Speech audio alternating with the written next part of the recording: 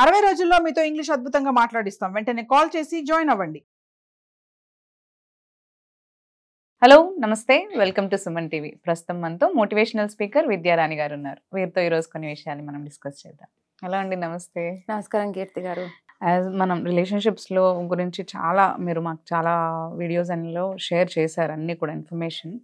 But ఇప్పుడు ఎలా వచ్చిందంటే పరిస్థితి, అబ్బాయిలు అమ్మాయిలు ఏ సిచ్యువేషన్కి వస్తున్నారంటే ఇవన్నీ చూసి అసలు పెళ్లి చేసుకోకపోవడం better, single life is better అన్నట్టు అనుకుంటూ వస్తున్నారు. అంటే అమ్మాయిలలో కానీ అబ్బాయిలలో థాట్ ఎలా అయిపోయిందంటే పెళ్లి చేసుకోగానే రెస్ట్రిక్షన్స్ ఉంటాయి, మనం ఫ్రీగా ఉండొచ్చు, ఏదో ఎక్స్ప్లోర్ చేయొచ్చు, ఎందుకురా బాబు పెళ్ళే వద్దు, సింగిల్ లైఫ్ బెటర్ అని అనుకుంటున్నారు. దీని పట్ల మీరేం చెప్తారు? పెళ్ళే వద్దు అంటున్నారంటే అక్కడ వాళ్ళు పర్సనల్గా ఇబ్బంది పడిన సిచ్యువేషన్స్ ఉండొచ్చు, వాళ్ళ ఇంట్లో వాళ్ళకి చూసింది ఉండొచ్చు, వాళ్ళ ఫ్రెండ్స్కి చూసింది ఉండొచ్చు. ఎందుకంటే మన దృష్టిలో పడితేనే మనకు ఆ ఇబ్బంది అనేది తెలుస్తుంది. సో అటువంటప్పుడు ఆ భయం ఎలా ఉంటుందంటే లైఫ్ మొత్తం కదా. కరెక్ట్, అవును. పెళ్ళంటే ఒకసారి చేసుకున్నాము అని అంటే అది ఇంకా ఆ పీస్ ఆఫ్ మైండ్ అనేది పోతుంది అనేది చూస్తున్నారు వాళ్ళు. కానీ హ్యాపీగా ఉన్న పీపుల్ కి, కపుల్స్ కి చూస్తే అది కంఫర్ట్ గా అనిపిస్తుంది వాళ్ళకి. వాళ్ళు వద్దు అనుకుంటున్నారంటే వాళ్ళ సరౌండింగ్ అందరూ నెగిటివ్ పర్సన్సే ఉన్నారనేది మనకు అర్థమవుతుంది. సో అలా కాకుండా వాళ్ళకు ఒక అండర్స్టాండింగ్ తెచ్చుకొని ఒక కౌన్సిలింగ్సో లేకుంటే, ఎందుకంటే పెళ్ళి కంపల్సరీ చేసుకోవాలి అని అంటారు మన పెద్దలు. సింగిల్ గా ఉండలేము, ఏజ్ అయిపోయిన తర్వాత అయినా ఒక పార్ట్నర్ ఉండాలి, మనం కొన్ని మాటలు చెప్పుకోవాలన్నా, ఒక సపోర్ట్ కావాలన్నా, మన పక్కన కూర్చోవాలన్నా ఒక చాలా ఇంపార్టెంట్ కదా మన వ్యవస్థలో. పెళ్లి అనేది చాలా ఇంపార్టెంట్.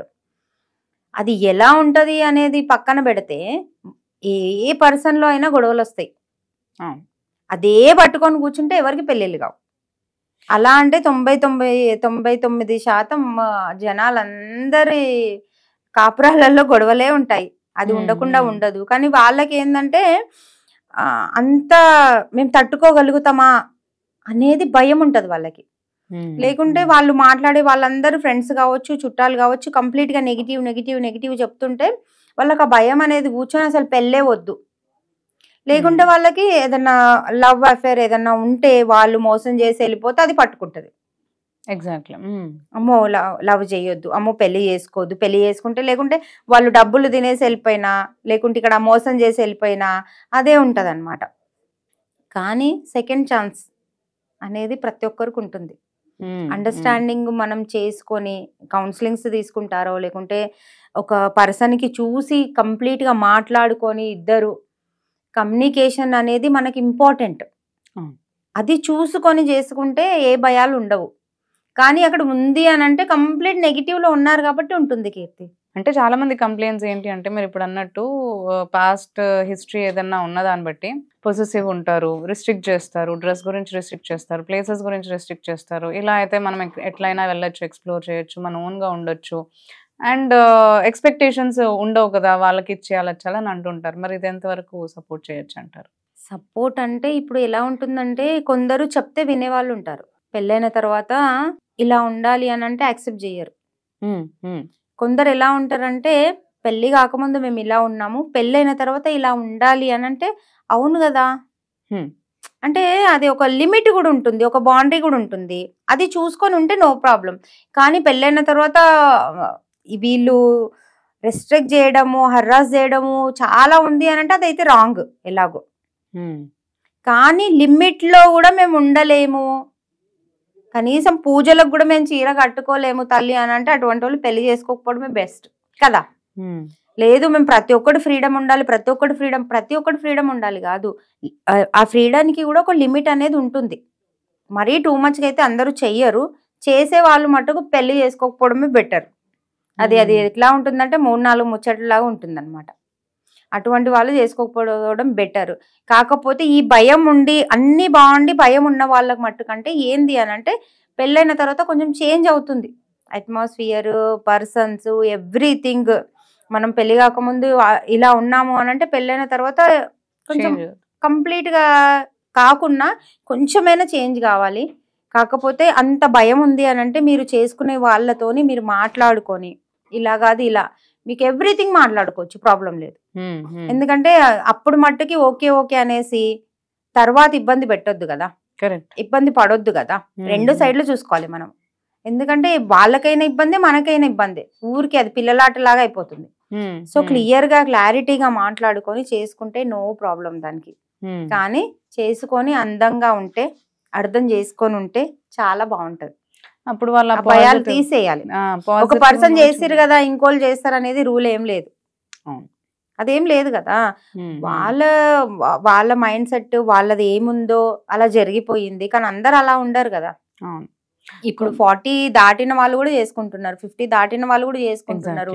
ఎందుకంటే ఒక పార్ట్నర్ మనకు ఉండాలి. ఆ లోన్లీనెస్ అయినా ఏదైనా మాటలు షేర్ చేసుకోవాలైనా ఉండాలి కాబట్టి చేసుకోవాలి. మీరు చిన్న ఏజ్ లో ఉండి ఎందుకు చేసుకోరు? ఎగ్జాక్ట్లీ, అర్థం చేసుకోవాలి అంతే. ఒకరితో అయ్యింది అందరితో జరగదు. కొంచెం మనం కూడా మారాలి. అవతల వాళ్ళతో అంత భయం ఉంటే క్లియర్ గా మాట్లాడుకొని క్లారిటీ ఉంటే నో ప్రాబ్లం. మీరు అన్నట్టు అదే పాస్ట్ హిస్టరీ కూడా మనకి మా వన్ ఆఫ్ ది ఫ్రెండ్స్ వీళ్ళు అదే ఎందుకు రీజన్ అని అంటే, లేదు మా అక్కతో ఇలా జరిగింది, తను ఏదో బిట్రే చేశాడు, తను హెరాస్ చేశాడు, లేదంటే కొట్టాడను. సో నాకు హస్బెండ్స్ అంటేనే కొంచెం నాకు నెగిటివ్ ఫీలింగ్ వచ్చేస్తుంది, I don't want to face అనే మైండ్ సెట్ లో ఉండిపోతారు. అలా ఏముండదు కీర్తి, అలా ఏముండదు. ఎందుకంటే ఎవరి లైఫ్ వాళ్ళది, ఎవరి క్రియేషన్ వాళ్ళది, ఎవరి పర్సన్ వాళ్ళది, ఎవరి బిహేవియర్ వాళ్ళది. ఎందుకంటే మనము ఎలా ఉన్నామో అవతల వాళ్ళు అలా ఉంటారు. వాళ్ళు ఎలా ఉన్నారో మనం ఆటోమేటిక్ గా అలా అయిపోతాం. ఇప్పుడు మంచిగా ప్రేమగా ఉన్నారంటే ప్రేమనే ఉంటుంది అక్కడ. లేదు హెరాస్మెంట్ ఉందంటే ఇక్కడ ఇబ్బంది వస్తుంది. అక్కడ అయిన సిచ్యువేషన్ మీకెందుకు అవుతుంది? కాదు కదా. ఇప్పుడు మన లైఫ్ వేరు, ఒకరిది ఒక్కొక్క, ఏదైనా కూడా అంతే. అటువంటప్పుడు అందరికీ అవి జరగవు. హ్యాపీగా ఓపెన్ మైండ్ తో ఓపెన్ మైండ్ తో హ్యాపీగా ట్రస్ట్ చేసి మీరు ఓపెన్ గా ఉండండి, వాళ్ళు ఓపెన్ గా ఉండేలాగా మీరు పెట్టుకోండి. హాయిగా పెళ్లిళ్ళు చేసుకోండి, అందంగా ఉండండి, హ్యాపీగా ఉండండి. ఇది అమ్మాయిల వరకు. మరి అబ్బాయిలు ఎందుకు వద్దంటున్నారంటారు అసలు? అబ్బాయిలు సేమ్ ఇంతే కదా. అమ్మాయిలు మోసం చేసి వెళ్ళిపోతారు. అందరూ సీత పతివ్రతలు ఉండరు కదండి, అందరూ అలా ఉండరు. అమ్మాయిలకేం తిట్టట్లేదు నేను, వాళ్ళకి ఏది చైల్డిష్ లో గానీ ఏదో బ్లాగ్స్ అయితేనే వాళ్ళు అలా చేస్తారు నిజం చెప్పాలంటే. కాకపోతే అబ్బాయిలకి ఏంది అని అంటే అక్కడ ఏదో మోసం జరిగింది, అక్కడ ఏదో ఫ్లట్టింగ్ జరిగింది, అక్కడ ఏదో జరిగితేనే వాళ్ళకు కూడా అదే ఉంటుంది, అదే ఫీలింగ్ ఉంటుంది. కానీ ప్రతి అమ్మాయి అలా ఉండదు, ప్రతి అబ్బాయి అలా ఉండరు. చాలా మంచి పర్సన్స్ ఉన్నారు, చాలా మంచి అబ్బాయిలు ఉన్నారు. ఎందుకు అనంటే లైఫ్ అనేది ఫస్ట్ మనం తెలుసుకోవాలి. నేను ప్రతి వీడియోలో ఎప్పుడు ఇది ఒకటి చెప్తాను, లైఫ్ అనేది మనం ఎట్లా ఉండాలి, ఏం చెయ్యాలి అనేది మనం తెలుసుకున్నాం అనుకోండి, అసలు అక్కడ ఏ ఇబ్బంది ఉండదు. ఏం చెయ్యాలి మనం, మనకి ఈ రోల్ ఉంది, ఈ పాత్ర మనం వహిస్తున్నాము, దానికి ఏం చెయ్యాలి. మనం 100% చేసినాం అనుకోండి, మనకు 100 మార్క్స్ వస్తాయి కదా. మనం 100% చేయలేదు, 100 మార్క్స్ రావు, సింపుల్. అక్కడ అందరూ అలానే ఉంటారు అనేది ఏం లేదు. అబ్బాయిలకు కూడా అంతే. మీకు ఒక అమ్మాయి అలా తగిలింది అని అంటే ఇంకో అమ్మాయి అలా ఎందుకు ఉంటుంది? అలా ఏముండదు. హ్యాపీగా ఈ వీడియో చూసిన తర్వాత అయినా అందరు పెళ్లిళ్ళు చేసుకోవాలి, అందంగా హ్యాపీగా ఉండాలనేసి నేను అనుకుంటున్నాను. అవునండి, thank you so much. Thank you Keerthi.